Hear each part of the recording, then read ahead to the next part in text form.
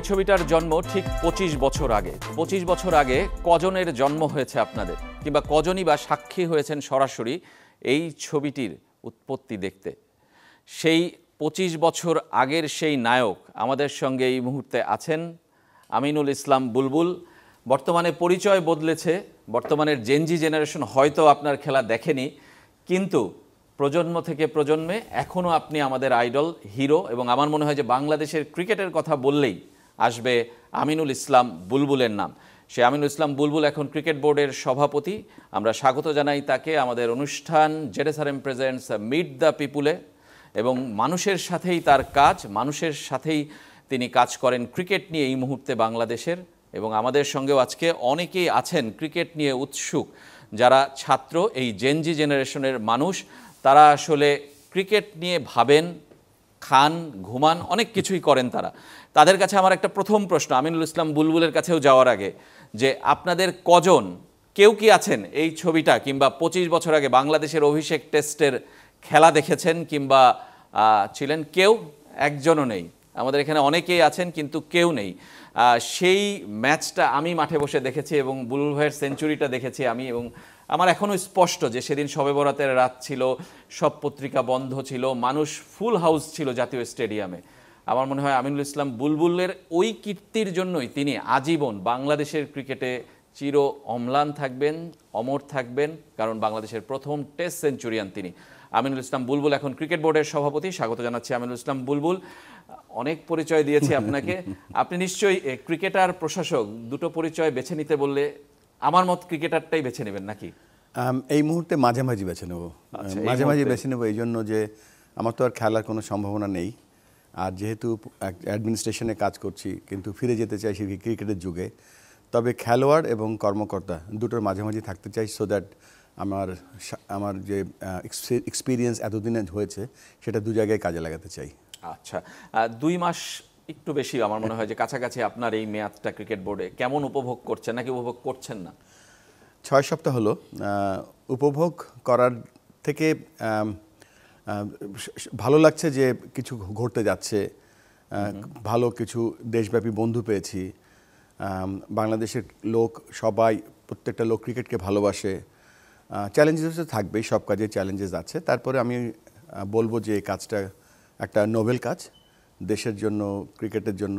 সবাই সেই 71 থেকে করে আসছে, আমি তারই একটা অংশ। এই ৬ সপ্তাহে চুলের পাক কি আরো বেড়েছে নাকি? আপনার টেনশন কি আরো বেড়েছে? আমার শরীরে ওজন বেড়েছে বিকজ অফ স্ট্রেস। যে কাজটা আমি হয়তো করিনি আগে, এই জন্য আর কি হয়তো স্ট্রেস বেড়েছে অনেক বেশি। তারপরেও আলহামদুলিল্লাহ, আল্লাহর রহমতে ভালোই চলছে সবকিছু। তার মানে আপনি উপভোগ করছেন, আমি যদি বলি এক কথায় বলা যায়। জি। আপনাদের কাছে প্রশ্ন ছিল আপনারা বুলবুল ভাই খেলা দেখেছেন কিনা, দেখেননি, কিন্তু বুলবুল ভাইকে চেনা নিয়ে তো কোনো প্রশ্ন নেই নিশ্চয়ই? সবাই চেনেন? সবাই খেলা দেখেননি কিন্তু সবাই চেনেন। বুলবুল ভাইকে আপনারা কোন স্মৃতির জন্য চেনেন? মানে এই সভাপতি হওয়ার পরে, নাকি ক্রিকেটার হিসেবে তার যে কীর্তি সেই কারণে? মানে একজন একজন করে আমরা কয়েকজনের কথা শুনতে চাই। বুলবুল ভাইকে আপনারা কীভাবে চেনেন? আমি বুলবুল স্যারকে চিনি হচ্ছে গিয়ে যে প্রথম টেস্ট সেঞ্চুরিয়ান হিসেবে। হয়তো তার খেলাটা সরাসরি দেখা হয়নি, কিন্তু আমরা বিভিন্ন নিউজ চ্যানেলে বা বিভিন্ন সময় আসলে ক্রিকেটের সাথে সংশ্লিষ্ট উনি ছিলেন, সেইভাবেই আসলে চিনি। আমি ক্রিকেট প্রেমী, সেই সাথে বুলবুল স্যারকে চেনার অন্যতম একটা মজার ঘটনা হলো, আমার একবার ইন্টারভিউ বোর্ডে আমাকে জিজ্ঞেস করেছিল যে বাংলাদেশের প্রথম টেস্ট সেঞ্চুরিয়ানকে। তো আমাদের তখন বইয়ে স্যারের নাম লেখা ছিল আমিনুল ইসলাম বুলবুল, তো এটা মুখস্থ করে আমি গিয়েছিলাম সেই সময় আমি প্রথম ওই ইন্টারভিউ কোশ্চেনে, এবং আমাকে বলেছিল যাক একজন অন্তত পেরেছে। তো সেই জায়গা থেকে বুলবুল স্যারের সাথে আমার পরিচয় ওইভাবে। জি প্লিজ। আমি স্যারকে চিনি আমার বাবার থ্রুতে, কারণ আমার বাবা খুব বড় একজন ক্রিকেট ফ্যান। আমার জীবনে ক্রিকেটটা বোঝা আমার বাবার হাত থেকে। তিনি আমাকে ধরে ধরে দেখাতেন, ইনি আমিনুল ইসলাম বুলবুল, ইনি আতার আলী খান, ইনি অমুক, সবাইকে জানাতেন। এবং উনি আমাকে যেদিন প্রথম বলেন, আমি তখন অনেক ছোট, যে তুমি তো ক্রিকেট খেলা দেখো, ক্রিকেটের সেঞ্চুরি হয়, তুমি জানো বাংলাদেশের প্রথম টেস্ট সেঞ্চুরিয়ানকে? আমি বললাম না। আপনার ছবি দেখে আমাকে বলেছিল উনি আমিনুল ইসলাম বুলবুল, উনি বাংলাদেশের প্রথম টেস্ট সেঞ্চুরিয়ান। আচ্ছা, এটা একটা বড় কীর্তি। আমিনুল ইসলাম বুলবুল মানেই বাংলাদেশের প্রথম টেস্ট সেঞ্চুরিয়ান। জি, এই পরিচয় কোনোদিন কেউ কখনো মুছে দিতে পারবে না। আর কেউ? আমরা একদম সংক্ষেপে শুনতে চাই, তারপরে আলোচনা তো নিশ্চয়ই করব। চিনি হচ্ছে অন্যভাবে, গেম ডেভেলপমেন্ট নিয়ে অনেকেই কথা বলে, আমাদের গেম ডেভেলপমেন্ট অনেক পিছিয়ে। তা আমি তখন দেখলাম আফগানিস্তান ক্রিকেট খুব ভালো করছে এর পিছনে একটু স্টাডি করে দেখলাম আর কি তারা কীভাবে এত ভালো করলো। আমরা সবাই জানি তারা যুদ্ধ বিধ্বস্ত, কিন্তু যখন ব্যাকগ্রাউন্ড দেখতে গেলে তখন বুলবুল স্যার সহ বেশ কয়েকজন মানুষের অবদান ছিল তাদের গেম ডেভেলপমেন্ট করার জন্য, সেখান থেকে তাকে খুব ভালোভাবে চেনা। আচ্ছা, ধন্যবাদ।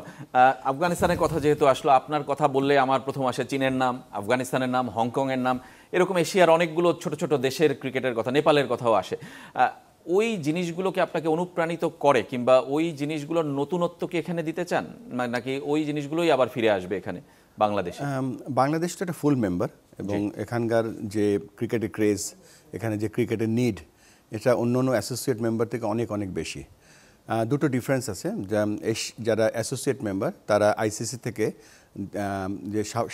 যে সাপোর্টগুলো আছে সেটা অর্জন করতে হয়, আর যারা ফুল মেম্বার আছে তারা অটোমেটিক অ্যালোকেশন পায়। তো সেই লক্ষ্যে আমি বলবো বাংলাদেশের ক্রিকেটের মার্কেটটা অনেক বড়, ক্রিকেটের ফ্যান বেজ অনেক বড়, ক্রিকেটের যে পারফরমেন্সের যে কনসিস্টেন্সি সেটা 3 ফর্মেটে ক্রিকেট খেলে বিশাল ব্যাপার। তবে জার্নিটা শুরু হয়েছিল আমি যখন ক্রিকেট খেলা ছেড়ে দেই 2001-এর দিকে। তারপর থেকে কিন্তু ক্রিকেট নিয়েই পড়াশোনা করেছি, তারপর ক্রিকেট কোচিংয়ে ছিলাম কিছুদিন। তারপর এশিয়ান ক্রিকেট কাউন্সিলে যখন গেলাম তখন শুধুমাত্র চায়নার সাথে কাজ করতাম। তার পরবর্তীতে আইসিসিতে এশিয়াতে যে 25টা দেশ আছে, তো 25টা দেশের ক্রিকেটের উন্নয়নে কাজ করতাম। সেখানে ক্রিকেটের কোচিং বলেন, আম্পায়ারিং বলেন, আইসিসির ফাইন্যান্স বলেন, আইসিসির স্ট্র্যাটেজি বলেন, এগুলো সব ইমপ্লিমেন্ট করতাম। পরের দিকে অনেকগুলো বড় বড় প্রজেক্ট করেছে, যেমন হাই পারফরমেন্স ট্রেনিং এডুকেশন, এগুলো করার ফলে যে মোটামুটি একটা অভিজ্ঞতা আমার কাছে আছে, সেটা বাংলাদেশের সাথে শেয়ার করছি এই মুহূর্তে।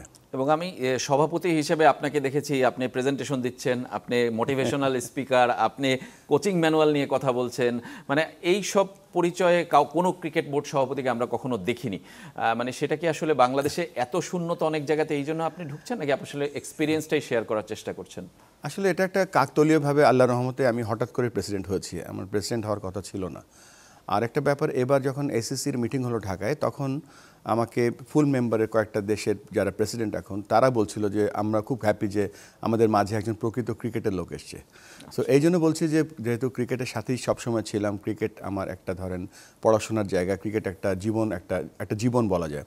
আরেকটা কথা বলছিলাম যে এই যে এশিয়াটাকে আমরা 6 ভাগে ভাগ করি। আমরা ভাবি 6 এশিয়া, যেমন central Asia, middle east Asia, subcontinent Asia, তারপরে south east Asia, east Asia. তো এই যে এতগুলো এশিয়ার মাঝে এত ধরনের মানুষ, এত ধরনের ভাষা, এত ধরনের কালচার, এই জার্নিটাতে আমাকে অনেক কিছু শিখিয়েছে যে কিভাবে কাম হয়ে কাজ করতে হয়, কিভাবে একটা ক্রিকেট, যেমন ধরুন টাকা পয়সা কিন্তু এক পকেট থেকে এক পকেটে খুব সহজভাবে আনা যায়, কিন্তু একটা আইডিয়া বিক্রি করা খুব কঠিন হয়।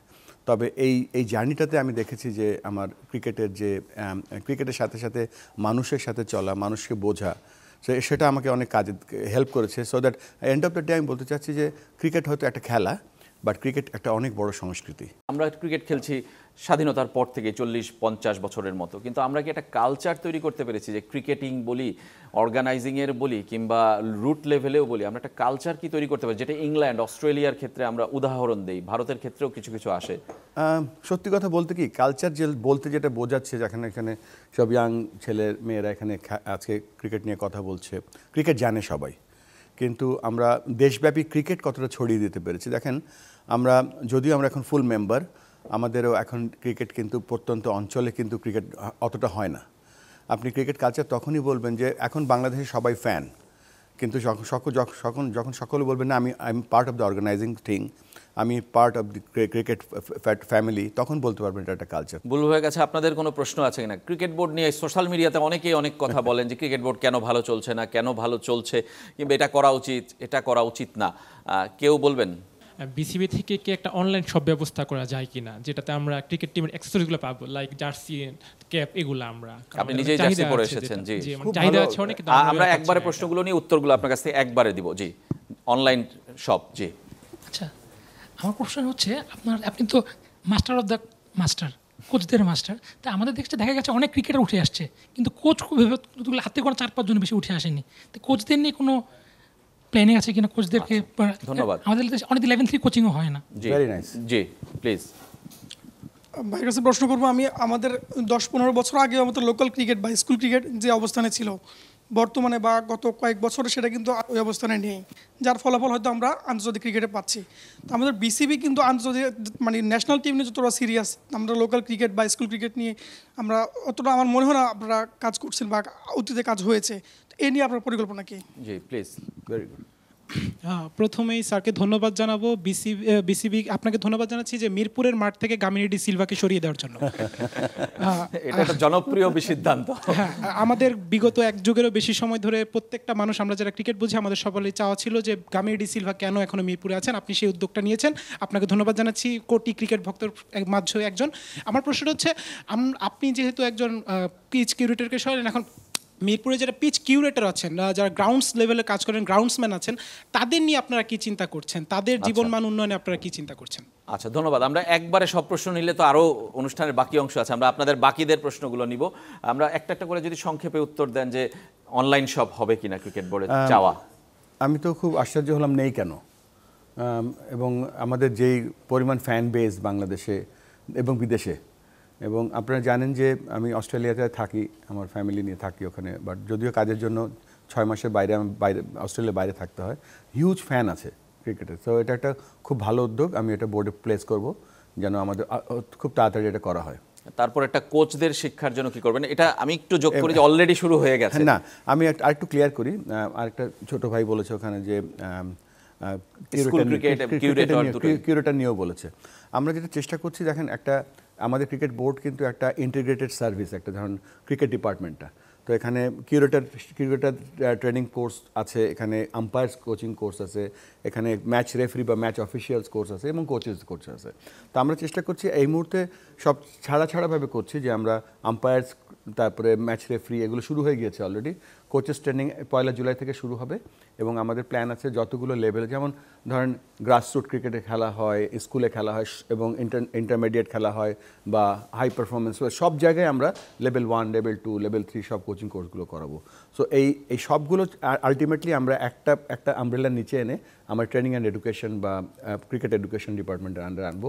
কেননা without good curators, without good match officials, without better cricket teachers, cricket কখনো উন্নয়ন হবে না। সো এটা একেবারে আমাদের একটা কোর এবং আমাদের one of the major priority আর কি এই মুহূর্তে।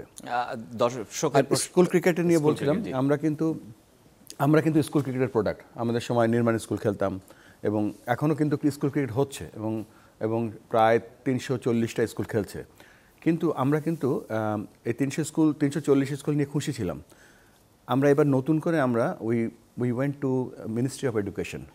তো মিনিস্ট্রি অফ এডুকেশনে গিয়ে জানতে পারলাম যে 340টা স্কুল কিছুই না, তাদের কাছে 43,000 উচ্চ মাধ্যমিক স্কুল আছে এবং 1 থেকে 10 যে সেকেন্ডারি স্কুল আছে এবং উচ্চ মাধ্যমিক স্কুলও বহু আছে। তো আমরা যেটা প্ল্যান করছি যে স্কুল ক্রিকেট এমনভাবে করব যে স্কুল ক্রিকেট সচরাচর যেটা হয় সেটা হবেই, কিন্তু স্কুলগুলোতে আমরা ক্রিকেট শিক্ষা দেওয়া শুরু করব। স্কুলে যে পিই টিচাররা আছে তাদেরকে কীভাবে আমরা ক্রিকেট শিক্ষা দেব, ক্রিকেটের ভ্যালুস দেব এবং ক্রিকেটের মাধ্যমে আমরা ভালো নাগরিক তৈরি করতে পারবো। সেটার পাথওয়েতে আমরা কলেজ ক্রিকেট চালু করা শুরু করব, যে স্কুল থেকে শুরু করে যেন কলেজেও তারা খেলতে পারে আর বিশ্ববিদ্যালয় ক্রিকেট তো হবেই। সো দ্যাট এই এডুকেশনাল ইনস্টিটিউশনের যে ক্রিকেট পাথওয়ে, এটা আমরা ইনশাল্লাহ এস্টাবলিশ করব। জনপ্রিয় কোশ্চেন, গামিনী ডি সিলভা, মানে এটার কারণটা কি? সরিয়ে দিলে কি আসলে মিরপুরের উইকেট চেঞ্জ হয়ে যাবে? না, যেটা খবর বেরিয়েছে ওটা আংশিক সত্য, তবে হয়তো তিনি বেশি দিন আর নেই। এটা তো আরো বড় সুখবর আমার মনে হয় যে সবার জন্য। একটা মানুষ মানে ইনফ্যাক্ট কালকে আমি সবগুলো বাংলাদেশের যে ফ্যাসিলিটিসগুলো আছে ঢাকাতে, মিরপুরে, সব খুঁটিয়ে দেখছিলাম এবং অনেক কিছু জায়গা আছে যেগুলোতে ইমপ্রুভ করা যায়। আমার মেন কারণটা ছিল হচ্ছে যে আমাদের টিম খেলতে যাবে এশিয়া কাপ। তো এশিয়া কাপে খেলা হবে দুবাই এবং আবুধাবিতে, যদিও এখন ভেন্যু কনফার্ম হয় আজকে কালকের মধ্যে। তা আমাদের প্র্যাকটিস সেশনটা হওয়া উচিত যেন দুবাই আবুধাবির যে পিচ সেই রকম পিচে, সো দ্যাট আমাদের প্লেয়াররা অ্যাক্লিমাটাইজ হতে পারে, তারা বুঝতে পারে। সো এই ধরনের কোনো প্ল্যান আগে কখনো ছিল না। তো ওইটা এস্টাবলিশ করার জন্য সব পিচগুলো দেখতে গিয়েছিলাম। আনফর্চুনেটলি ওখানে অনেক ইমপ্রুভমেন্টস এরিয়াজ আছে। আচ্ছা, তার মানে জনপ্রিয় প্রশ্নের উত্তর তো আপনারা পেয়ে গেছেন। একটু জানতে চাই, আপনি বলছিলেন যে ভ্যালুস তৈরি করা কিংবা ক্রিকেটারদের আসলে ভালো নাগরিক তৈরি করা, সেটা একটা লক্ষ্য। কিন্তু আমরা ক্রিকেটারদের মধ্যেই যারা স্টার তাদের মধ্যেই সেটা দেখছি না, নিচের পর্যায়ে তো সেটা তৈরি করা অনেক বড় পরের ব্যাপার। মানে সেটা কি আপনাকে কষ্ট দেয় যে মানে আপনাদের জেনারেশনে তো একটা ভ্যালুস ছিল, মানে সেটা কি এখন কমে গেছে স্টারডমের কারণে? ওই যে প্রথমে বলেছিলেন কালচার, সো ক্রিকেট কালচারের সাথে সাথে দুটো জিনিস আছে। আপনি ক্রিকেট প্লেয়ার তৈরি করছেন না ক্রিকেটার তৈরি করছেন। আপনি যখন ক্রিকেট প্লেয়ার তৈরি করবেন, প্লেয়ারটা মাঠে খুব ভালো খেলবে, বাট মাঠের বাইরে তার কোনো কন্ট্রোল থাকবে না। আর আমরা যদি ক্রিকেটার তৈরি করি, তো ক্রিকেটারটা কিন্তু মাঠের বাইরে এবং ভেতরে সব জায়গায় সে ক্রিকেটার। তার চলা, তার কথা বলা, তার ভ্যালিউজ, তার দেশের যে আইন আছে তার মাঝে। তো আমরা চাইছি একটা ক্রিকেটার সে 24 ঘন্টাই ক্রিকেটার হবে। একটু ক্রিকেট বোর্ড নিয়ে জানতে চাই যে আপনি মাত্র 6 সপ্তাহ বললেন যে দায়িত্ব নিয়েছেন, ক্রিকেট বোর্ডে সবার সহযোগিতা কি পাচ্ছেন? আগের সভাপতি পাচ্ছিলেন না এমন অভিযোগ করেছিলেন। আমি খুব ভাগ্যবান যে আমাদের যে টিমটা আছে এখন ছোট টিম, এবং আমরা বলি না প্লেয়িং ফর ইচ আদার, তো সেটা কিন্তু আমি দেখতে পাচ্ছি, সে প্লেয়িং ফর ইচ আদার। এটা ধরেন আমি কিছু ভুল করলে আরেকজন করে দিচ্ছে, আরেকজন কিছু ভুল করলে আমরা করে দিচ্ছি। সো এই মুহূর্তে আমরা দেখতে পাচ্ছি যে একটা টিম ভালো মতো কাজ করছে বলেই আমরা সামনের দিকে এগিয়ে যাচ্ছি। তার মানে আপনি সহযোগিতা পাচ্ছেন কিংবা 9-10 জনকে নিয়ে আপনি বাকি সময়টুকু পার করতে চান? হ্যাঁ, বাকি সময়টা বলতে বলছেন যে ইলেকশন, আপনার মেয়াদটুকু? হ্যাঁ, আমার মেয়াদটুকু। হ্যাঁ, ইলেকশনের পরেরটা আপনি করবেন কি করবেন না সেটা আমরা জানতে চাই, কিন্তু তার আগে এটার আলোচনা। এই যেহেতু আমাদের এটাই এই কয়জনই লোক আছে এবং ডিরেক্টরস আছে, সম্মানিত ডিরেক্টরস, এবং তারা কিন্তু অক্লান্ত পরিশ্রম করছে। দেখেন, ডিরেক্টরদের কিন্তু নিজস্ব ব্যবসা আছে, নিজস্ব চাকরি আছে, তারপরেও তারা অনেক সময় দিচ্ছে। আমরা চেষ্টা করছি ক্রিকেট বোর্ডকে একটা ইন্টারন্যাশনাল ওয়ার্ল্ড ক্লাস অর্গানাইজেশনে রূপান্তরিত করা, যাতে আমাদের যে ম্যানেজমেন্ট থাকবে তারা যেন ক্রিকেট বোর্ডের ডিরেক্টরদের চ্যালেঞ্জ করতে পারে, ক্রিকেট বোর্ডের ডিরেক্টরদের বলতে পারে যে probably this is right, even wrong, but end of the day আমাদের ম্যানেজমেন্ট একটা ভালো পেপার দেবে, আমাদের ডিরেক্টর সেটা নিয়ে বোর্ড মিটিং করবে। সেই ধরনের প্ল্যান আমরা করছি, তবে so far we are fine, আলহামদুলিল্লাহ। আচ্ছা, ইলেকশন অক্টোবরে হবে কিনা আর আপনি করবেন কিনা, দুটোই? না, ইলেকশন ইনশাল্লাহ অন টাইম হবে। যদিও আমি ইলেকশন স্পেশালিস্ট না, আমি যে টেমপ্লেট আছে সেটাই ফলো করব, আর আমি ইলেকশন করব না। করবেন না? না না। কেন? আপনি মানে 3 মাসের জন্যই এসে চলে যাবেন? না, আমি ইলেকশন করব না। মানে সেটা কি মানে ফাইনাল ডিসিশন? হ্যাঁ, দ্যাটস ফাইনাল। হ্যাঁ, এখন আমি তো এসেছি, আমি সরকারের কাউন্সিলর হিসেবে এসেছি, বাংলাদেশ ন্যাশনাল স্পোর্টস কাউন্সিলর, আমি আর নাজমুল আহমেদিন ফাহিম ভাই। সো ওই জায়গাটা থেকে যদি সুযোগ পাই অবশ্যই রিপ্রেজেন্টেট করব সরকারের জন্য, তবে কোনো ইলেকশন করব না। আচ্ছা, আপনি বলছিলেন যে অনেকের অনেক ব্যবসা আছে, সময় পুরোপুরি দিতে পারে না, কিন্তু আপনি তো চাকরি ছেড়ে দিয়ে চলে এসেছেন, মানে এটা একটা বিরল ঘটনা আমার মনে হয়। যে এটা হয় কি, ধরেন যখন বাংলাদেশ ছেড়েছিলাম তখন থেকেই বাংলাদেশের খুব ক্রিটিসাইজ করতাম আর কি, যে ক্রিটিসাইজ কি মানে এটা হয়নি কেন, হয়নি এটা হয়েছে কেন, এরকম অনেক কথা বলতাম। বিসিবি থেকে চিঠিও গেছে আমার নামে আইসিসিতে, এবং যাকে আমাকে বাদ দেওয়া হয় আইসিসি থেকে, তারপরেও বলতাম। এক পর্যায়ে আইসিসিতে ওদের কোনো নিয়ম ছিল না যে সোশ্যাল মিডিয়াতে কথা বলে চাকরি যাবে, সামহাও আমি বেঁচে গিয়েছিলাম। এনিওয়ে, তো যখন সত্যিকারের অর্থে আমাকে ডাক আসলো তখন আমি না করতে পারিনি, এক।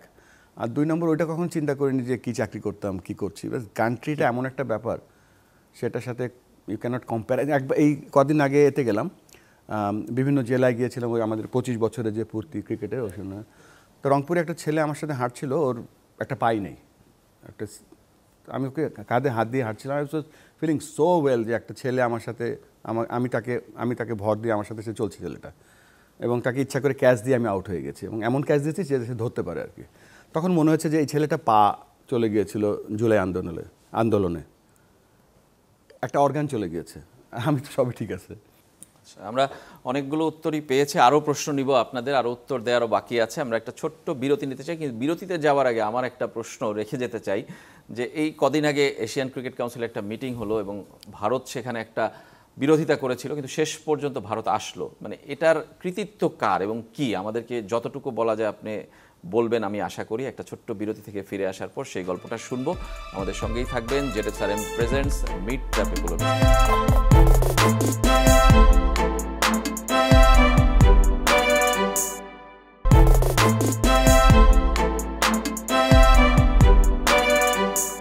ফিরে এলাম ZSRM presents meet the people অনুষ্ঠানে। আমাদের সঙ্গে আছেন বাংলাদেশের ক্রিকেট কিংবদন্তিদের একজন এবং বর্তমানে ক্রিকেট বোর্ডের সভাপতি আমিনুল ইসলাম বুলবুল, যিনি বাংলাদেশের ডাকে সাড়া দিয়ে এসেছেন প্রবাস জীবন ছেড়ে বিনা বেতনে বিনা পারিশ্রমিকে বাংলাদেশ ক্রিকেটের সেবা করার জন্য।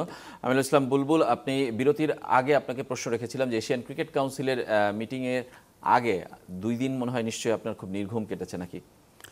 আমাদের এসএসসির মিটিং, meeting ইনফ্যাক্ট এটা 2 রাত না, এটা আমরা পুরো ঘটনাটা হচ্ছে যে যখন এসএসসি আমাদেরকে বলল যে আমরা এসএসসির এই এজিএমটা হোস্ট করতে চাই কিনা, প্রথমে আমরা অতটা ইন্টারেস্ট দেখানি আমাদের সিইও নিজামুদ্দিন ভাই, সুজন ভাই। পরবর্তীতে আবার তারা আমাদের সাথে যোগাযোগ করলো। তখন চিন্তা করলাম যে এটা একটা সুযোগ, কেন বাংলাদেশে কখনোই এসএসসির এজিএম হয়নি, এক। আর 2 নম্বর হচ্ছে যে ওই সময়টায় পাকিস্তান এবং বাংলাদেশের খেলা চলবে, আর আমার নিজস্ব একটা প্রেম ছিল, আমাদের অ্যাসোসিয়েট মেম্বার, এত বছর কাজ করেছি, তারা আমার দেশে আসবে, আমি কোথায় থাকি তারা দেখতে পারবে। তো যাই হোক, তো রাজি হয়ে যাওয়ার পরে যখন সিঙ্গাপুরে গেলাম আইসিসির এজিএমে, তখন গিয়ে অ্যাকচুয়ালি এটার যে টেম্পারেচার বা ভাইভ বোঝা শুরু করলাম যে এটা কত কঠিন একটা কাজ। কেননা ম্যাক্সিমাম মেম্বার 25টা মেম্বার, 5টা ফুল মেম্বার, এখানে দেখা যাচ্ছে যে কেউ আসবে কেউ আসবে না, এবং এমন একটা সিচুয়েশন হলো যে একবার যে মনে হলো যে 3টা বা 4টা দেশ আসবে। তখন আইসিসি যখন এজিএমটা শেষ হলো, তখন আমরা বসে কথা বলার চেষ্টা করলাম যে এসিসির যে এশিয়া কাপ, যেটা আমাদের ক্যাশ কাউ, যেটা দিয়ে আমাদের এসিসির ইনকাম, সো সেটা একটা, আর একটা আইসিসির এজিএম আরেকটা। তখন আমরা সবাইকে ডিফারেন্সিয়েট করলাম যে একটা খেলা, একটা মিটিং। সো খেলাটাকে বাঁচাই আমরা আগে, এশিয়া কাপটাকে বাঁচাতে হবে, কেননা ক্রিকেটটা আগে, তারপরে মিটিং হোক আর না হোক। তো এইভাবে দেখলাম যে সমস্ত মিডল ইস্ট হঠাৎ করে আমাদের পক্ষে চলে আসার পক্ষে। চীন যদিও ছোট ক্রিকেট দেশ, but they are quite powerful অনেক জায়গাটায়। তো যখন আমরা সবাই একসাথে হলাম, তখন কিন্তু আরও 4-5 জন, 1-2 ফুল মেম্বার রাজি হচ্ছিল না। তখন একটা পার্সোনাল কানেকশনও ছিল আফগানিস্তানের সাথে, এবং আমরা বিসিসিআই বা যারা আমাদের একেবারে আসতে চাচ্ছিল না বাংলাদেশে, তাদেরকে বলেছিলাম যে আপনারা না আসলে অনলাইনে আপনারা অ্যাভেলেবেল আছেন।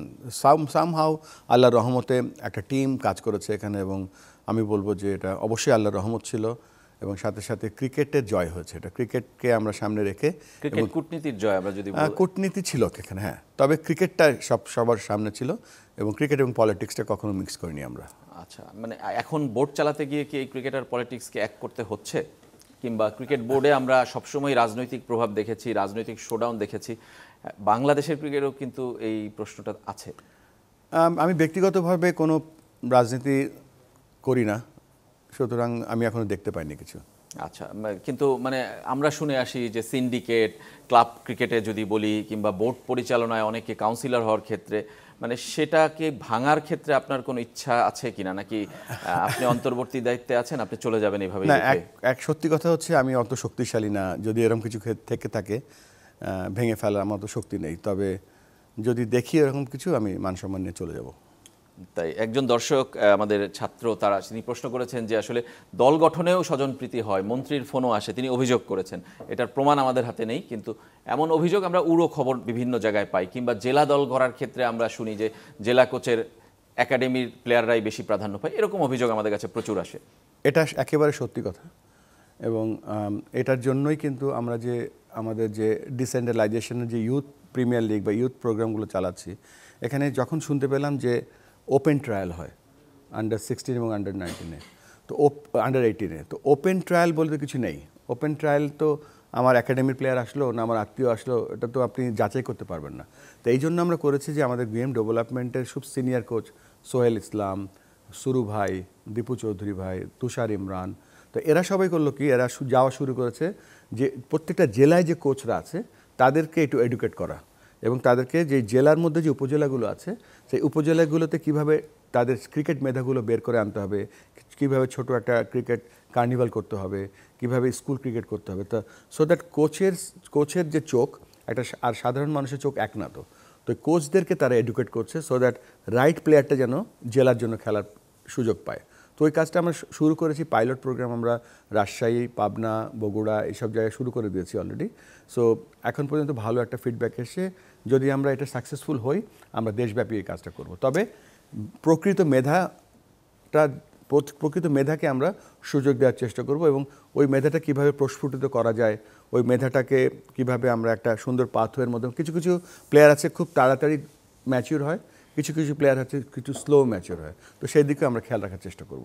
আপনার ট্রিপল সেঞ্চুরি প্রজেক্ট, যেটা আপনি ক্রিকেট বোর্ডকে স্বপ্ন দেখাচ্ছেন কিংবা আমাদেরকেও দেখাচ্ছেন, মানুষকে দেখাচ্ছেন, দেশের মানুষকে, এটা সম্পর্কে একটু জানতে চাই যে এই প্রজেক্টে আসলে কয়টা ধাপ, কি কি নিয়ে কাজ করছেন একদমই সংক্ষেপে, আর এটার এই আপনার মেয়াদে আসলে শেষ হবে নাকি এটা আসলে কন্টিনিউ হবে, কিংবা পরের বোর্ড সভাপতি যেই আসবেন, আপনি যেহেতু নির্বাচন করবেন না বলছেন, পরের বোর্ড সভাপতিও এটা কন্টিনিউ করবে? এটা কে করবে না করবে আমি জানি না, বাট এটা বাংলাদেশ ক্রিকেটের জন্য ব্যাডলি নিডেড। এই জন্য বলছি যে আপনার একটা টার্গেট থাকতে হয়, আপনার 100% একদম একদম ট্রাস্ট থাকতে হবে দেশের প্রতি, 100% আপনার রিচ থাকতে হবে একেবারে প্রত্যন্ত অঞ্চলে, অ্যান্ড 100% পারফরমেন্স। এই তিনটা কাজ যদি আমরা পেতে চাই, এর নিচে আমরা 4টা প্রোগ্রাম রেখেছি। এক নম্বরে হচ্ছে ইন্টিগ্রিটি অফ দ্য গেম। যারা বিসিবির যত প্লেয়ার আছে, যত কোচ আছে, সবাইকে আমরা শেখাবো যে ক্রিকেটের যে নিয়মানুবর্তিতা, ক্রিকেট সততা বা ইন্টিগ্রিটি বা অ্যান্টি কারাপশন থেকে শেখানো, এটা এক নম্বর কাজ সারা দেশের ক্রিকেট অফিসিয়াল যারা কোচ সবাইকে। 2 নম্বর হচ্ছে হাই পারফরমেন্স প্রোগ্রাম, যার মধ্যে ট্রেনিং এডুকেশন থাকবে, ট্যালেন্ট সার্চ থাকবে, ট্যালেন্ট রিটেনশন থাকবে। তো এই কাজগুলো আমরা করব। 3 নম্বর যে প্রোগ্রামটা, সেটা হচ্ছে যে কানেক্ট করব আমরা সব দেশের প্রত্যন্ত অঞ্চলে, এবং সেখান থেকে আমরা ট্যালেন্ট বের করে আনবো, সিনিয়র, ইন্টারমিডিয়েট এবং জুনিয়র। আর 4 নম্বরে যে প্রোগ্রামটা, সেটা সবথেকে চ্যালেঞ্জিং, সেটা হচ্ছে বাংলাদেশ ক্রিকেট বোর্ডকে একটা ইন্টারন্যাশনাল ওয়ার্ল্ড ক্লাস অর্গানাইজেশনে পরিণত করা। এই 4টা প্রজেক্টের কাজই শুরু করে দিয়েছি আমরা। আর রেজন ভাই যে কথাটা বলছিল যে আমরা কি এটা শেষ করতে পারবো কিনা, আমরা কিন্তু 25 বছর ধরে টেস্ট খেলছি, এখনও আমাদের ক্রিকেট ডিসেন্ট্রালাইজেশন হয় না। তো ওটা কিন্তু এবার করতেই হবে, ইনশাল্লাহ করব। সেটা 25 বছরে হয়নি এবং এই 3 মাসে হবে কিনা জানি না, তবে এই রূপরেখাটা রেখে যেতে চাই যাতে এটা ফলো করতে পারি, যাতে আমরা কোনো কাজ ট্রিপল সেঞ্চুরি প্রজেক্টের মধ্যেই আছে ডিসেন্ট্রালাইজেশন, সব এটা যে কানেক্ট অ্যান্ড গ্রো যে প্রজেক্টটা ওর মধ্যে আছে। সো এটা আর এটাই ফাইনাল না, এখানে আরও কিছু অ্যাড হবে, কিছু বাদ দেব। তবে এই সময়টা এটা সম্ভব না, বাট রূপরেখাটা বা ফুটপ্রিন্টটা যদি থাকে, তাহলে একদিন না একদিন আমরা এটার পুরোপুরি সাকসেসফুল দেখতে পাবো। আচ্ছা, আপনাদের প্রশ্ন আর কিছু আছে বাকি? প্লিজ। প্রশ্ন আছে, যেহেতু আমাদের জেনারেশন এখন আপনাকে বিসিবির একটি গুরুত্বপূর্ণ পজিশনের জায়গা থেকেই চিনে, বলতে গেলে বেশিরভাগ মানুষ, সেই জায়গাটায় একটা প্রশ্ন করব। 5ই আগস্টের পরে বিসিবির বেশ কয়েকজন কর্মকর্তার নামে সুনির্দিষ্ট কিছু অভিযোগ ছিল। তখনকার সময় ফারুক সাহেব ছিলেন, যিনি বলেছিলেন যে তাদেরকে বিচারের আওতায় আনা হবে, মিডিয়ার সামনে যিনি বলেছিলেন। এখন তো আপনি একটি গুরুত্বপূর্ণ পজিশনে আছেন, এই বিষয়ে কোনো রকম আপডেট আছে কিনা, নাকি আপনি শুধু ভালো কাজ করেই বিদায় জানাবেন? এটা উত্তরটা আমরা শুনে না, এটা খুব কঠিন প্রশ্ন আসলে, এটা রিপ্লাই আমি দিতে পারবো না। মানে এটা কি বলে ফেলবো, বাট দেখছি। আর কেউ?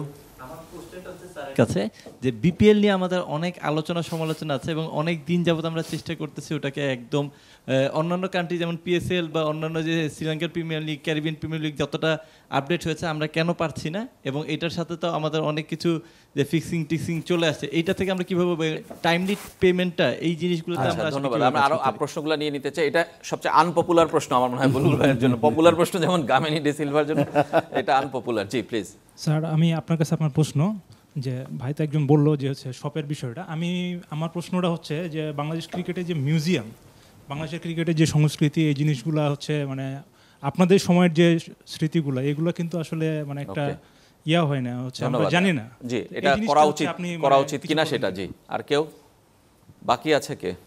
আমরা আগে দেখেছি যে বাংলাদেশ ক্রিকেট দল যদি ভালো করে, তো সেক্ষেত্রে তাদেরকে প্রচুর অর্থ পুরস্কার দেওয়া হয়। যখন কোনো বৈশ্বিক টুর্নামেন্ট আমরা কখনোই সেমিফাইনাল খেলতে পারি নাই, প্রত্যেকবারই গ্রুপ পর্ব থেকে বাদ হই, তো তাদের তদন্ত তেমন একটা করা হয় না, শুধু একটা বলা হয় যে তদন্ত করা হবে, বা আমরা জবাবদিহিতাও পাই না। তো সেক্ষেত্রে কি এটা কোনো ব্যবস্থা করা হবে কিনা? আচ্ছা জি, লাস্ট কোশ্চেন এবারের জন্য। আমাদের ক্রিকেটাররা দেখা যায় ঘরোয়া লিগে প্রচুর রান পাচ্ছে, সেঞ্চুরি পাচ্ছে, কিন্তু এই ক্রিকেটার যখন ন্যাশনাল টিমে আসে, যখন ইন্টারন্যাশনাল লেভেলে যায়, তখন সে আর ওভাবে নিজেকে মেলে ধরতে পারে না। এখন অ্যাজ এ এক্স ক্রিকেটার, আপনার পয়েন্ট অফ ভিউ থেকে কি মনে হয় সমস্যাটা কোথায়? কি আমাদের ঘরোয়া স্ট্রাকচারের সমস্যা, নাকি ক্রিকেটারদের বেসিকের সমস্যা? ধন্যবাদ। এখান থেকে শুরু করি।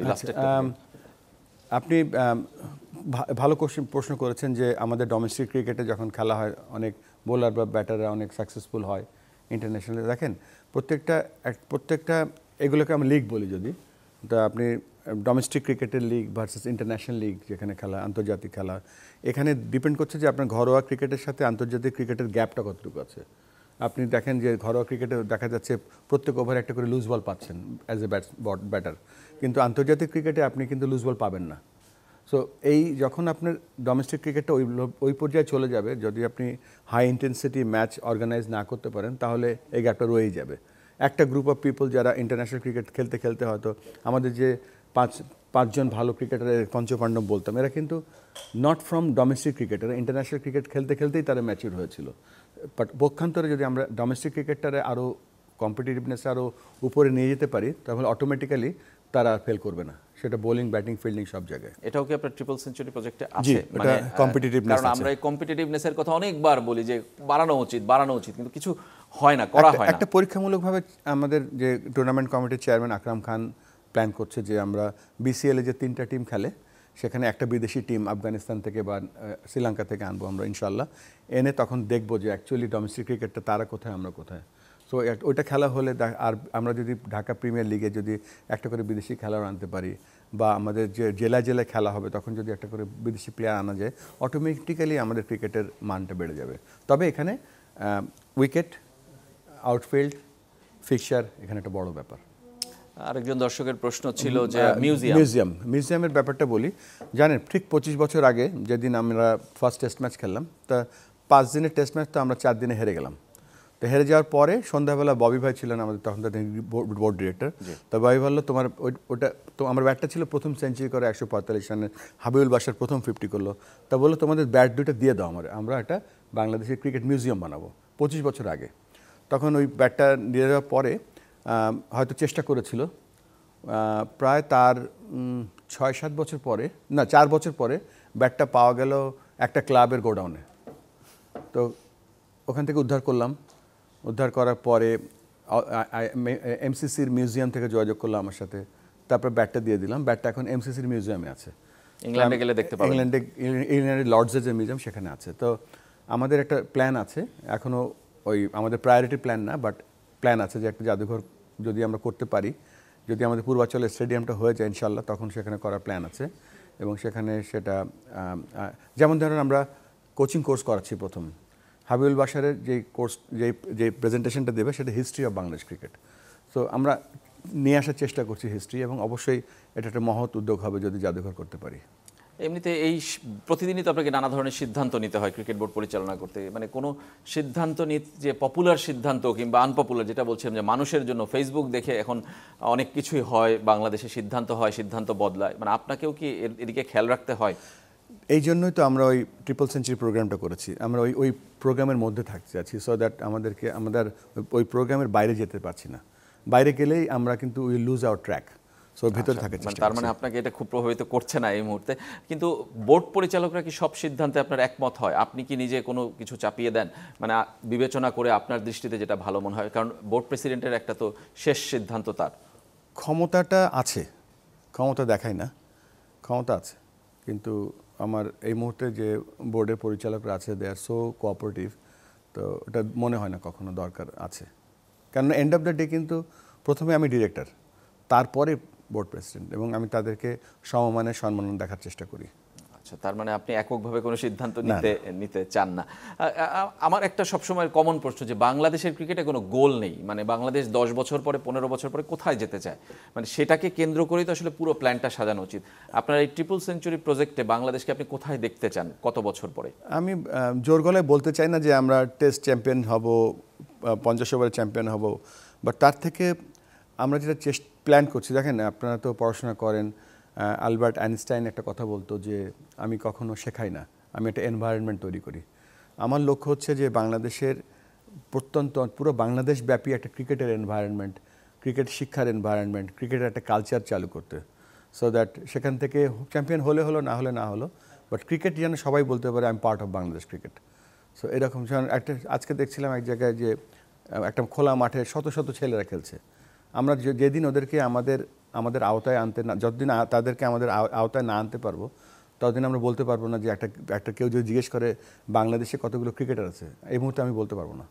বাংলাদেশে কতগুলো কোচ আছে, বাংলাদেশে কতগুলো মাঠ আছে, তো পার্টিসিপেশন ডাটা আছে হয়তো, বাট ডিটেল ডেটা যেটা অ্যাকচুয়াল স্ট্রেংথ আমাদের যে 180 মিলিয়ন লোক আছে, তো এখানে কত লোক ক্রিকেট খেলে, কত লোক ক্রিকেট ভালোবাসে, এইরকম একটা ক্রিকেট কালচার আমরা তৈরি করতে চাই। আর কেউ প্লিজ? অনেকেরই অনেক প্রশ্ন। সাকিব আল হাসানকে নিয়ে আসলে। তো এটা আসবে আমি জানতাম। আপনি যখন প্রথম বোর্ডে আসেন তো তখন আপনার মানে ওনার সাকিবকে নিয়ে যখন প্রশ্ন করা হয় আপনার প্রশ্নটা ছিল অনেকটা, উত্তরটা ছিল পজিটিভ যে সে খেলতে পারবে, কিন্তু লাস্ট আমরা যখন জানতে পারি মানে আপনার কাছ থেকে যখন প্রশ্ন করা হয় আপনি উত্তরটা দিয়েছিলেন যে সে দেশে আসতে হবে, তারপর তাকে নিয়ে যদি নির্বাচকরা চিন্তা করেন। তো আমার প্রশ্ন হচ্ছে যে উনি কি আসলেও খেলতে পারবেন, নাকি বাংলাদেশের রাজনীতি পরিবেশটা তো আপনার জানি আসলে বর্তমান অবস্থানটা, তো ওনার আসলে দেশে আসার তো অনেকটা ইম্পসিবল। তো উনি কি মানে ওনার ক্যারিয়ারটা কি বলতে গেলে এখানে আমাদের শেষ, নাকি আমাদের আরও অনেক কিছু হতে পারে ওনারকে নিয়ে, আসলে এরকম চিন্তা আপনাদের আছে? সাকিব আল হাসান প্লিজ। আচ্ছা, আমি বাংলাদেশে ইতিপূর্বে 4বার পেসার হান্ট হয়েছে, 4বারে আমরা দেখতে পেয়েছি এবাদত হোসেন, মাশরাফি বিন মুর্তজা, রুবেল হোসেনের মতো লিজেন্ডারি পেসাররা উঠে এসেছেন। এর পরবর্তীতে পেসার হান্ট আর আমরা দেখতে পাইনি। এখন আপনি রুট লেভেল নিয়ে কাজ করছেন, কাজ করার আপনার ইচ্ছা আছে, পেসার হান্ট নিয়ে আপনার কোনো চিন্তা ভাবনা আছে কিনা? আমার দরকার স্পিনার, আমার মনে হয় যে স্পিনার না না সব এই যে এখন যে রাজশাহী এবং বগুড়াতে খেলা হচ্ছে সেখানে কিন্তু ওই পেস, আপনি যদি বলেন যে আমি পেসার হান্ট করব, শুধু আপনি পেস বোলার আসবে, বা আপনি স্পিন বোলিং হান্ট করবেন, স্পিনার আসবে। আমরা যেটা করছি যে ওই বয়সে তাদেরকে একটা 50 ওভারের খেলা কিন্তু 300 ওভারের খেলা অনেক বড় খেলা, তো এবং তারা একজন প্রায় 4টা-5টা করে ম্যাচ খেলছে। তো এই ম্যাচটা অবজার্ভ করার জন্য আমাদের কিন্তু ওখানে কিছু বিশেষজ্ঞ ট্যালেন্ট হান্টার আছে, যেমন ধরেন ফাস্ট বোলিং খোঁজার জন্য হাসিবুল হোসেন শান্ত আছে, সেখানে স্পিন বোলিং খোঁজার জন্য রাজন আছে, সেখানে লেগ স্পিনার খোঁজার জন্য আমাদের পাকিস্তানি লেগ স্পিন কোচ আছে শাহিদ মেহমুদ, বাঁহাতি স্পিনারের জন্য মোহাম্মদ রফিক আছে, এবং এই যে তারা জাভেদ ওমর আছে তাদেরকে ব্যাটার খোঁজার জন্য। তো তারা কিন্তু শুধুমাত্র ওখানে আছেই এই মেধাগুলোকে খুঁজে বের করার জন্য। তো এতে হবে কি, ওরা একটা যখন ফাস্ট বোলিং ট্যালেন্ট হান্ট হয় তখন সে ইচ্ছামতো গায়ের জোরে বল করে, বাট এখানে তারা যেটা পরীক্ষা, তারা যে ট্যালেন্ট খোঁজার চেষ্টা করছে ম্যাচ সিনারিওর মধ্যে, ম্যাচের মধ্যে কেমন করছে, ম্যাচের মধ্যে কেমন বল করছে, কোন ওভারে কেমন বল করছে, ব্যাটাররা 30 রান করছে বাট কী সিচুয়েশনে কীভাবে কী উইকেটে করছে। তো ওভারঅল ম্যাচ থেকে তারা স্পট ট্যালেন্ট হান্ট করছে। তো এটা আমার কাছে মনে হয় যে মোর এফেক্টিভ স্পেসিফিক প্লেয়ার খোঁজাচ্ছে। সাকিব আল হাসান নিয়ে নিশ্চয়ই আপনি অনেক প্রশ্ন প্রত্যেকদিন যে অনুষ্ঠানে শুনতে হয়। সাকিব আল হাসানের তো আমিও ফ্যান, আমি তো তার সাকিব খেললে তো দুটো প্লেয়ারে কাজ করে, এটা তো ঠিক, আমি তো চাই, কিন্তু আমার তো সিলেক্টর না। আর সাকিব আল হাসান তো এর আগে বিদেশ থেকে তো আর খেলতে পারবেন না, তো এখান থেকে তো আসতে হবে তাকে, মানে যেটা প্রশ্ন তার সাথে যোগাযোগ হয়, রেগুলার যোগাযোগ হয়, এবং আশা করব যে সে আসবে, খেলবে, আমরা তো সেটাই চাই। মানে সাকিব আসলে তাকে বিবেচনায় নেবেন, আপনাদের কোনো আপত্তি নেই? আমাদের কোনো আপত্তি, সে তো ওয়ান অফ দ্য বেস্ট প্লেয়ারকে কে না নিতে চায়। প্রশ্নের উত্তর নিশ্চয়ই পেয়েছেন। জি, আমার কাছে আপনার প্রশ্ন হলো, যারা 22, 23, 24 বছর এই লেভেলে ক্রিকেট খেলে অনেকেরই পারিবারিকভাবে অসচ্ছলতা দেখা দেয়, এবং তারা যখন ঢাকাতে খেলতে আসে বিভিন্ন ক্লাব ক্রিকেটে খেলে, হয়তো তারা ন্যাশনাল পর্যায়ে বা ডোমেস্টিক পর্যায়ের সময় সুযোগ পায় না, কিন্তু তারা ক্লাবে নিয়মিত খেলছে। এই সময় তাদের অনেকের জীবিকা নির্বাহে অনেক সমস্যা হয়, এবং তারা অনেকেই আছে, আমি এখনও জানি, যারা কেয়ারটেকারের জব করে রাত্রেবেলা, কিংবা দারোয়ানের জব করে সকাল থেকে ক্রিকেট খেলে, আবার ক্রিকেট খেলে ব্যাক করে। এটা তাদের জন্য আসলে ক্রিকেটের সাথে থাকার যে বিষয়টা, এটাতে তাদের অনেক সমস্যা তৈরি হয়, এবং পারিবারিকভাবে অসচ্ছলতা বা আমাদের দেশের বর্তমান পরিস্থিতিতে এই জিনিসটাতে তাদের আসলে ক্রিকেট কন্টিনিউ করার মানসিকতাটা আস্তে আস্তে হারিয়ে ফেলে। বিসিবি এই ব্যাপারে এই সকল ক্রিকেটারদের যারা প্রমিজিং, এই সকল ক্রিকেটারদের ব্যবস্থাপনায় কীরকম সিদ্ধান্ত নিতে পারে? ক্লাব ক্রিকেটে খেললে তো পারিশ্রমিক পাওয়ার কথা, যদি ক্লাব ক্রিকেটে সরাসরি খেলে তারা, তারপরেও নিশ্চয়ই উত্তরটা দিবেন আমিনুল ইসলাম। স্যার, আপনার কাছে আমার একটা কোশ্চেন ছিল। আমার এক ভাই এখানে অলরেডি মেনশন করছে যে গ্রাউন্ড ফ্যাসিলিটির কথা। বাংলাদেশে আমরা বরাবরই সবসময় দেখে আসতেছি সব কিছু বাংলাদেশে যখন ক্রিকেট খেলাটা হবে মিরপুরের উপর দিয়ে চাপটা যায় সবসময়, যে সব কিছু হইলেই মিরপুর, এই ডোমেস্টিক হলেও মিরপুর, ইন্টারন্যাশনাল খেলা হলেও মিরপুর, আফগানিস্তানের খেলবো, এবং জিম্বাবুয়ের সাথে খেলবো, যদি উগান্ডাও আসে তাও আমরা মিরপুরেই খেলাবো সব কিছুতে। মিরপুরের উপরে কেন এত প্রেশার? আমাদের এখন কিন্তু দেখবেন যে বেশ কিছু আন্তর্জাতিক ম্যাচ কিন্তু সিলেট এবং চিটাগংয়ে হচ্ছে। আমরা চেষ্টা করব বগুড়া এবং খুলনায়ও খেলা চালানোর জন্য, তবে ডিপেন্ড করছে যে আমরা কার সাথে কোথায় খেলছি, কেননা এখানে টেলিভিশন ভিউয়ারশিপের ব্যাপার আছে, যাতায়াতের ব্যাপার আছে, অনেক হোটেলে থাকার অনেক কিছু আছে, ব্রডকাস্টারের ব্যাপার আছে। জি, আরেকজনের প্রশ্ন ছিল, একটা কোশ্চেন ছিল, আমার একটা কোশ্চেন ছিল। জি, সেটা হচ্ছে আমাদের তো ইন্ডিয়া সিরিজটা পোস্টপোন্ড হয়ে গেছে, তো এই আমরা অনেক জায়গাতে শুনছি লিটন একটা কথা বলছে যে আমরা যদি এই মোমেন্টে একটা সিরিজ আলোচনা করতে পারি তাহলে এশিয়া কাপের একটা প্রিপারেশন হিসেবে আমাদের জন্য ভালো হবে। এটা কি আসলে বোর্ডে আলোচনা চলছে? জি, এটা আলোচনা চলছে। আমাদের যে ক্রিকেট অপারেশনসের চেয়ারম্যান এবং বোর্ডের ভাইস প্রেসিডেন্ট নাজমুল আবেদিন ফাহিম ভাই খুবই চেষ্টা চালাচ্ছে। একটা চেষ্টা হচ্ছে যে এশিয়া কাপের আগেই গিয়ে ওখানে শ্রীলঙ্কা আফগানিস্তানরা যদি একটু আগে চলে আসে ওখানে খেলা যায় কি না, আর আদারওয়াইজ সব টিমই এখন বিজি। তারপরে ধরেন একটু লো T20I র্যাঙ্কিং টিম যারা আছে তাদের সাথে কথাবার্তা চলছে। তবে এই এশিয়া কাপের আগে একটা কম্পিটিটিভ এনভায়রনমেন্টের সর্বস্ব চেষ্টা করছে আমাদের ক্রিকেট অপারেশনস ডিপার্টমেন্ট। একজনের প্রশ্ন ছিল যে আসলে বাংলাদেশ ক্রিকেট বোর্ডে প্রতিভাদের আসলে আরেকটু বেতন কাঠামো বলি, সহযোগিতা বলি, আর্থিক বাড়ানো যায় কিনা। কয়েকজনের উদাহরণ দিচ্ছিলেন, দারোয়ান, কেয়ারটেকার, কিন্তু তারা ভালো ক্রিকেট খেলেন। যদিও ক্লাব ক্রিকেটে আসলে যারা খেলেন তাদের পারিশ্রমিক পাওয়ার কথা, অভিযোগ আবার ক্রিকেট বোর্ডে না ঠিক আছে, না এটা একটা খেলোয়াড় খেলবে। ক্রিকেট বোর্ডের এই মুহূর্তে প্রায় 600 জন আন্ডার পেরোলে আছে, প্রায় 600 ফার্স্ট ক্লাস ন্যাশনাল মিলিয়ে, না সব মিলিয়ে আর কি। এর মধ্যে ন্যাশনাল টিমের প্লেয়াররা প্লাস ফার্স্ট ক্লাস ক্রিকেটাররাও আছে এখানে। এটা কিভাবে আরেকটা স্টেজে নামা যায় অবশ্যই আমরা সেটা দেখব। তবে এটা ঠিক যে ক্রিকেট বোর্ডের যে প্রাইমারি সাপোর্ট যেটা দেওয়া উচিত সবার জন্য, সেটা হচ্ছে যে একটা ভালো লিগ, একটা ভালো উইকেট, একটা রেগুলার ফিক্সচার, এটা আপাতত। তারপরেও আমরা যদি এরকম ট্যালেন্টেড ক্রিকেটার পাই অবশ্যই সেটা আমরা বিভিন্ন স্পন্সর যারা আছে তাদের সাথে কথা বলবো। বাট এটাও দুঃখজনক যে কেননা খেলোয়াড়দের লাইফ স্প্যানটা খুব ছোট হয়। সবাই তো আর মুশফিক বা সাকিবদের মতো লম্বা সিজন লাইফ খেলে না, বা তামিমের মতো। সো ওই দিকটা আমাদের খেয়াল রাখতে হবে যেন তারা ক্রিকেট যদি একটা ক্রিকেটের জন্য সব কিছু দিয়ে, এই জন্যই তাদের জন্য আমরা কোচিং, আম্পায়ারিং, এই জিনিসগুলো আমরা রেখেছি আর কি। আমি একটু আপনার সম্পর্কে জানতে চাই। এবার আমরা অনেক আলোচনা করেছি বোর্ড নিয়ে কিংবা ক্রিকেট নিয়ে। আপনি একটা সেফ সিকিউরড লাইফ ছেড়ে অস্ট্রেলিয়া থেকে চলে এসেছেন, মানে রিগ্রেট হয় কিনা এই কয়দিনে কখনো? না না, কি বলে, এটা তো রিগ্রেট হবে কেন? এটা তো একটা ভাগ্যের ব্যাপার যে আপনি বোর্ডের প্রেসিডেন্ট হয়ে কাজ করছেন, এর থেকে বড় ভাগ্যবান কি বলেন আপনি? ওই হয় কি, টাকা পয়সা দিয়ে সব কিছু কেনা যায় না, আর সুখ শান্তি তো অন্য জিনিস। এটা আপনি সিকিউর লাইফ বললে তো হয় না। দেশের অন্য জিনিস, দেশের মানুষ, দেশের মাটি, দেশের ভালোবাসা, দেশের ছোট্ট সাফল্য, এটা অন্য ব্যাপার। এটা ইউ ক্যানট বাই দিস। তাও কিছু মিস করেন কিনা? না না, কিছু মিস করি না। হ্যাঁ, আমার পরিবার, আমার দুটো ছেলে, আমার ওয়াইফ এখানে অনেক দূরে থাকে, সন্ধ্যাবেলা খুব একলা হয়ে যাই। ভাইয়ের বাসা আছে, বাট হ্যাঁ আমি পরিবারকে মিস করি খুব। বাট আদারওয়াইজ এটা তো একটা সার্ভিস। আপনাকে নিয়ে অনেক ধরনের কথা প্রচলিত যে আপনি 12,000 টাকার বাড়িতে থাকেন, ক্রিকেট বোর্ডের বেতন নেন না, কিংবা নেন অন্যান্য আর্থিক সুবিধা, এরকম নানা ধরনের কথা। মানে এগুলো কি আপনি? না, এটা পার্সোনাল ব্যাপার।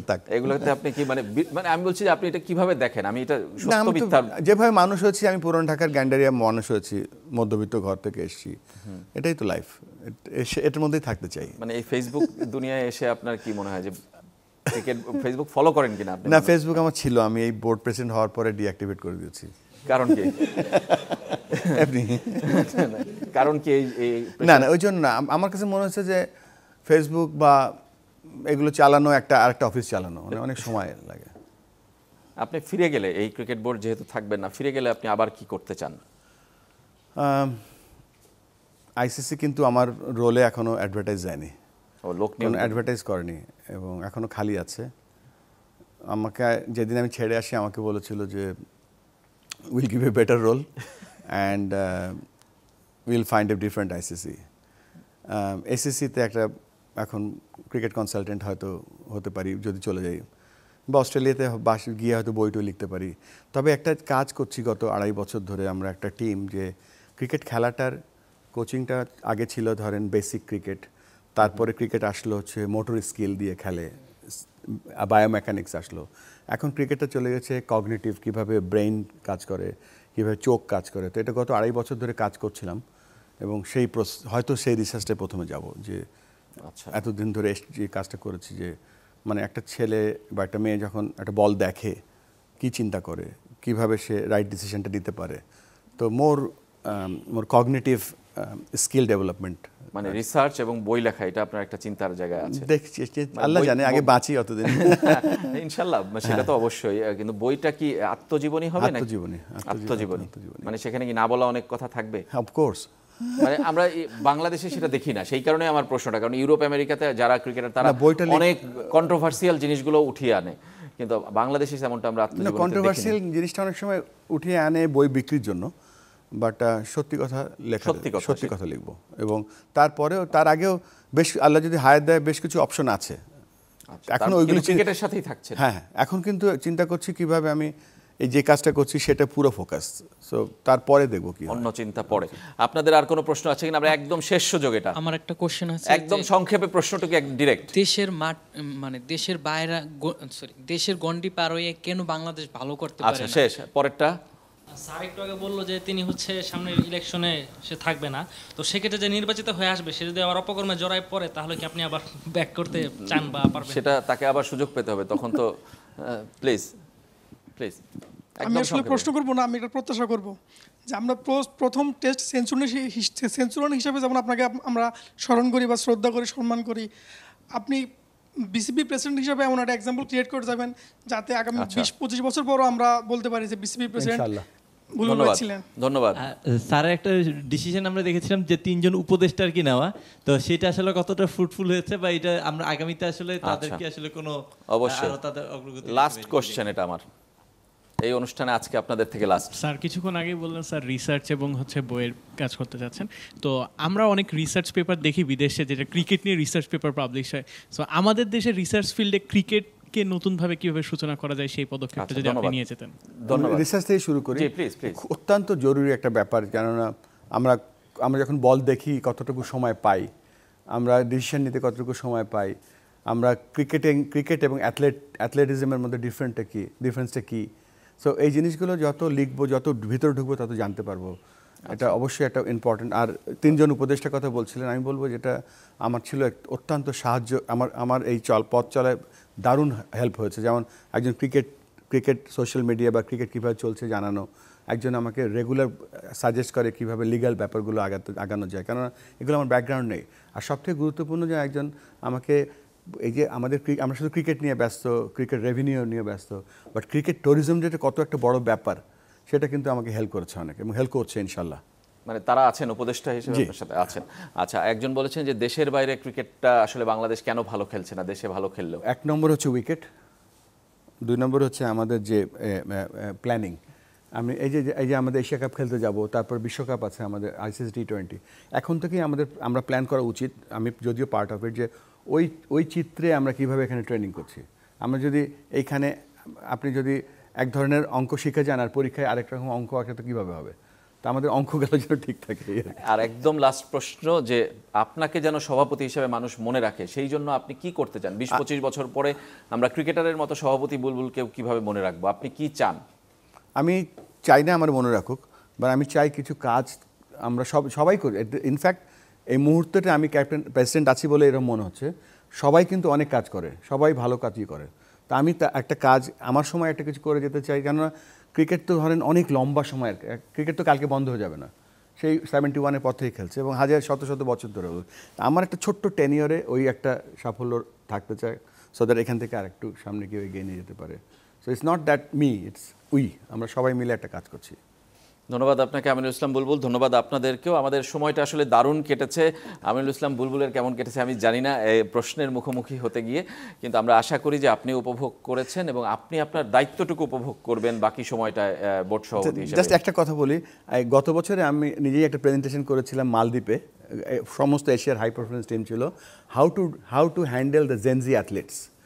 তো আপনারা ওখানে আউটকাম ছিল, you are very talented, you are very smart, you are very educated, but আপনাদের ধৈর্য আর একটু ধরতে হবে। ধৈর্যের একটু অভাব আছে। ক্রিকেট মাঠে ধৈর্যের খুব প্রয়োজন বাংলাদেশের সাফল্যের জন্য। ধন্যবাদ আবারও আমিনুল ইসলাম বুলবুল আমাদের স্টুডিওতে আসার জন্য। আজকের মতো আমরা এখানেই শেষ করছি ZSRM presents meet the people অনুষ্ঠান। আশা করি ভালো লেগেছে আপনাদের।